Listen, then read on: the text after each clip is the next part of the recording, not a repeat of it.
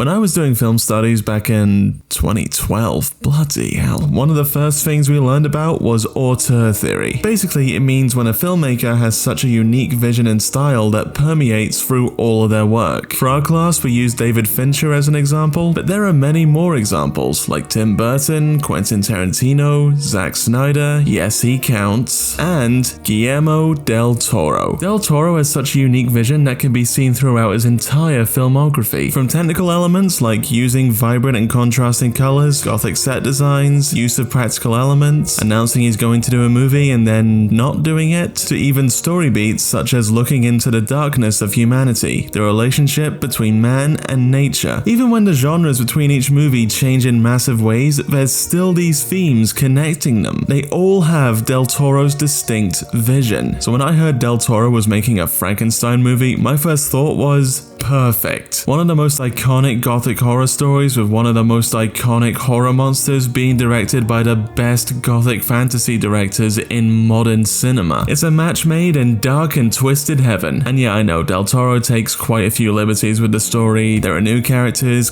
taken out, relationships between characters change. I imagine this will piss off some purists out there, but honestly, I'm not that fussed about it. I'm more interested in how this movie is an expression of Guillermo del Toro. So without further ado, let's get into it. And spoilers for Frankenstein. Obviously. The production design on a Del Toro movie provides a very atmospheric setting. You notice how every set looks vibrant and lived in, like it's telling its own story, and this lends very well to the gothic genre. A lot of the movie was filmed in Scotland, a country that was very important to Mary Shelley, who claimed it influenced her writing. Plus, it's a country that's kept a lot of its gothic architecture, which really adds to the atmosphere. So while Del Toro is making the story his own, he is still being respectful to its origins. I especially enjoyed the tower that the creature is created in, which is based on the Wallace Monument, a tower in Scotland that was built during the Gothic movement. Also for me, I went to Stirling University, so the monument was only a 20-minute walk away, so I noticed the inspiration immediately. And it's not just the production design that helps tell the story through visuals, but also the wardrobe. A character's clothing can tell you a lot about them, and Del Toro knows how to use this very well. You can see it in movies like The Shape of Water, where the main character Eliza wears quite plain colors at the start of the movie, but as she grows closer to the Fishman and becomes happier, she begins wearing more vibrant colors. And in this movie, the costumes tell you a lot about the characters. Victor's clothing contrasts the world around him. While other characters are usually dressed in a proper fashion, all tight and appropriate, he's got his top 2 buttons undone and his tie hanging loose like he's in year 7. It's a really good way to show how he doesn't fit into normal society. But what Del Toro is mainly known for is his monsters. I think that I'm interested in monsters not because they have a specific value. You know, I actually think they have multiple values depending on how you use them. Del Toro's movies feature some of the most incredible creature designs that I've ever seen, going from hauntingly mesmerizing to just plain haunting. But Del Toro's stories mainly center around the beauty within the creatures, showing how the fear of the unknown is really just that. And the real monsters are the ones who let that fear get to them, which is just Frankenstein to a T. The relationship between parents and their children is apparent in a lot of Del Toro's movies. Hellboy, Pan's Labyrinth, Pinocchio, and with his version of a story, Del Toro views the relationship and rivalry between Victor and his creation through the lens of generational trauma. The first half of the movie is from the perspective of Victor, a Byronic hero. In literature, a Byronic hero is one that's equal parts proud, cynical, brooding, and self-destructive, aptly named after Lord Byron, a famous writer during the Romantic movement and a personal friend of Mary Shelley, who actually got her to write Frankenstein on a dare. Victor is brash and extremely intelligent, and worst off, he knows it. He's almost like the scientist version of a rock star, wanting to push science in a way that others would see as obscene and degrading those who think his experiments are disgraceful. The answers only come when coaxed by disobedience, free of fear and cowardly dogma. Even this quick scene here where people are crossing the road on wooden boards so their shoes don't get muddy, and he's like, fuck it, I'll clean my shoes after. It's a really great and subtle moment to show how he does things his own way. But where does this desire to push boundaries come from? Well, Guillermo has some answers for that. At the start of the movie, we see Victor's childhood, growing up with his mother, whom he loves dearly, and his father, a well-renowned physician who hates him, mainly for looking too much like his mother and very little like him, only seeing Victor as a means to carry on his legacy, fixing him into this one career path at such an early age and abusing him whenever he fails to live up to his father's expectations. Also, I just want to point out that Charles Dance played Victor Frankenstein's father in the James McAvoy version, so it's good to know that work experience counts for something.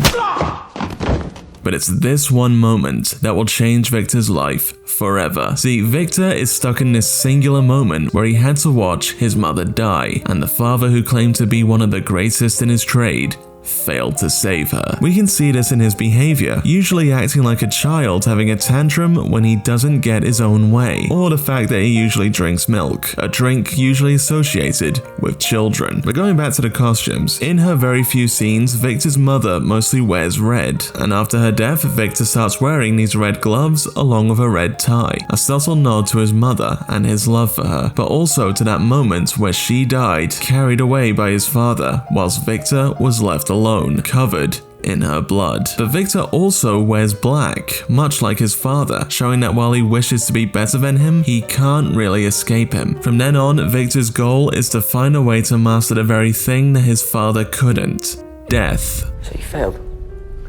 No one can conquer death. Which culminates in the creation of the monster, a creature put together from various bodies of fallen soldiers. Oh yeah, side note, this is something Del Toro likes to do as well. He'll set his stories with a war happening in the background, and while it won't be about that particular conflict, the war itself will influence the story. Pan's Labyrinth takes place just after the Spanish Civil War, Pinocchio takes place in fascist Italy, The Shape of Water takes place during the Cold War, and for Frankenstein, it's the Crimean War, which adds a new level of depravity to Victor's actions. While in the book he just grave robs, which is already ghoulish enough, him just walking over these dead bodies like a fucking vulture is disturbing on a number of levels. But anyway, back to the point. Victor's desire to master death culminates in the creature, and while Victor's in awe of what he's created for the first 5 minutes, when he realizes it isn't able to learn or act the way he wants it to, he regards it as a failure. Much like his father, he can only see things through this selfish, entitled lens that doesn't allow for compassion. And as Victor's father abused him, he continues the cycle by abusing his new son as he doesn't live up to his standards. He passes on his trauma, so the man who tries to be better than his father ends up becoming exactly like him and suffers as a result.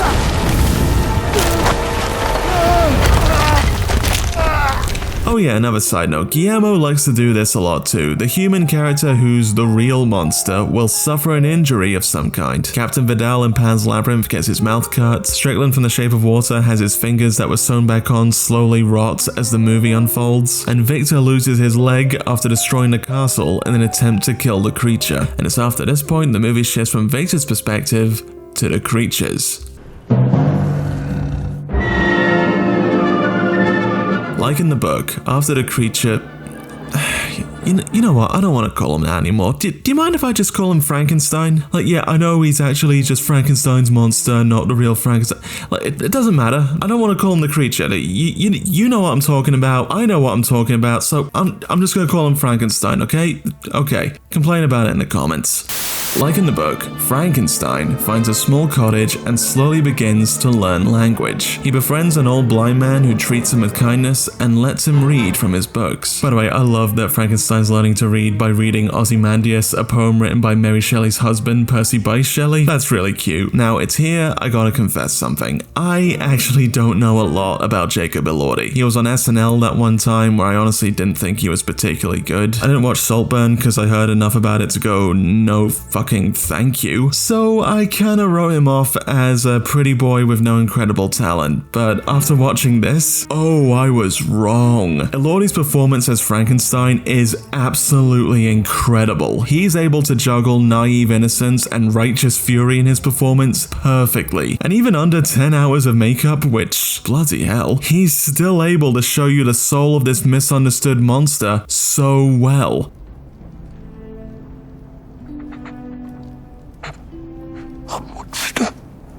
Elordi's performance really carries the second half of this movie, and even matches Oscar Isaac's performance in how good it is. I apologize, Jacob Elordi, I was not familiar with your game. But it's in these scenes that we start to see a pattern. Frankenstein only learns when he is properly nurtured. Victor is only able to teach him language when he's actually comforting him, and then 5 minutes later he's chaining him to a wall and getting mad at him for not being able to say anything else. He says his second word after being taught it by Elizabeth. He learns how to read and write from the blind old man from the farm, the only other character to teach him true kindness, to tell him he's not a monster and that he's worthy of love. But unfortunately, that's not how the rest of the world thinks. After losing his only friend and being shot at by his family, who believe he was the one who killed him, and discovering he cannot die and has to live in a world that will always fear him, Frankenstein returns to his maker with one request.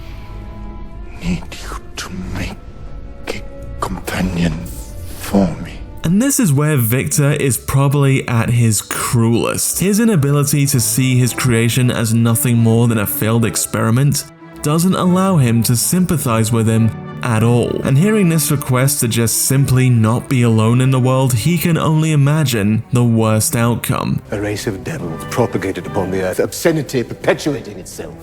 God, this guy's a dick. Oscar Isaac's such a good actor, and in an attempt to kill his creation, Victor accidentally kills Elizabeth and blames Frankenstein for it. It attacked her! It attacked her! You're such a dick! Frankenstein takes Elizabeth away to a cave where she dies in his arms. Now, I haven't really talked a lot about Elizabeth in this video, but this movie does a lot of interesting things with her. Elizabeth has a love of science, similar to Victor, but while he only sees it as a way to control the world around him, Elizabeth sees it more as an art, a way to view the beauty of the world. She's usually wearing green-colored clothing, showing her connection to nature itself. I don't really have a lot of evidence for this, but I think Del Toro based her off of Mary Shelley herself. Upon researching for this video and coming across how Shelley describes her time in Scotland, it reminds me of how Elizabeth is portrayed in this movie, seeing the beauty of the world and being inspired by it. And this love of nature and the world around her allows her to see Frankenstein for what he is, a child desperately in need of love and compassion, something Victor cannot understand. It's interesting to note that Mia Goth plays both Elizabeth and Victor's mother, and yet there's the whole Freudian element to Victor's attraction to her, but it also works to emphasize the cycle of violence. Again, we have a father who's ashamed of his son, and a mother figure desperately trying to protect him, with the mother dying at the hands of the father, and the son vowing to dedicate his life to spite him. The cycle just keeps going, and is only broken at the end when Victor and Frankenstein actually talk to each other properly. Regret consumes me, and I now regard my life for what it was.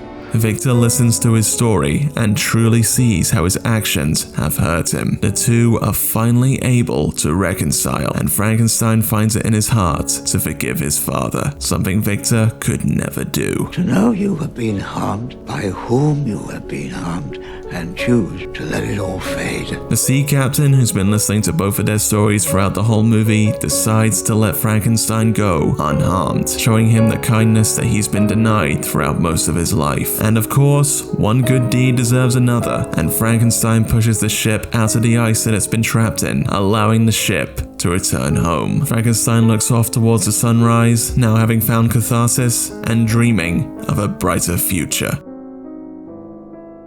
Del Toro's Frankenstein is a wonderful movie. Yeah, it has its issues. I think a lot more time could have been given to Frankenstein's story instead of Victor's. The reconciliation scene at the end isn't 100% earned in my opinion. You both need more than one therapy session, and sometimes the script can be very unsubtle with its messaging. You are the monster. Oh wow, I wouldn't have worked that out myself. Gosh. But the way Del Toro takes such a classic story and works it into his own style and vision is fascinating. I know a lot of hardcore fans aren't too happy with the changes in this movie, but they really speak to Del Toro as a storyteller, and it's a way to show his love for a story that has influenced his career. Hey everyone, thank you for watching. If you enjoyed the video, please give it a like and feel free to comment on what you thought of Del Toro's Frankenstein. And if you want more content from this channel, then please subscribe for future videos. I hope to see you all next time. Have a good day.